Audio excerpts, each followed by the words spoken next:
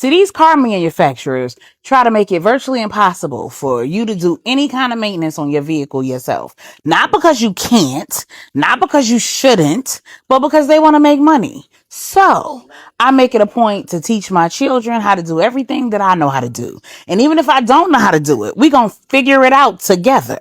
So me and my sunshine YouTubed changing the headlights on my 2020 Nissan Rogue Sport.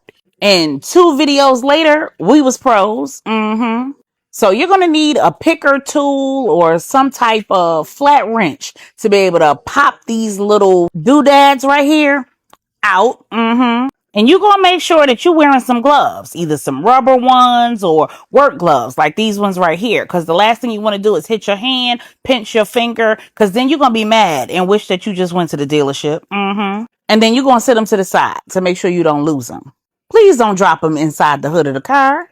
Then you're going to get a socket wrench and a 10mm little bit to go onto the socket wrench. Now, don't let that name scare you. It's a real simple thing, and you could get a cheap socket wrench kit on the Amazon.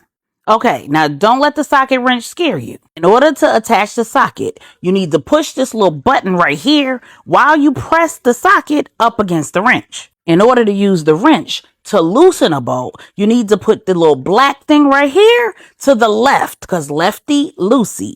In order to tighten a bolt, you need to push it to the right, because righty tighty. Socket wrench in hand, 10mm bit attached. It's time to remove the little bolts. It should be like 2 of them. That accomplished, you'll be able to remove this front little piece here. I don't know what it's called, and it don't matter. Please don't get in the comments telling me the mechanical name for it. I'm not a mechanic. These are instructions for people who are not mechanics. Now, my bad, y'all. I was so busy in teaching mode that I failed to shift the camera so that y'all could really see what I was doing. And the truth is, even if I did, y'all still wouldn't have been able to see it, because we had both our heads in there and the flashlight, and we was in the garage. So here's a little clip that we found helpful when we were figuring out how to do it ourselves. Now that you got the compartment that's covering and protecting the battery removed, you should see the light socket on the inside right behind where you see it on the outside of the car.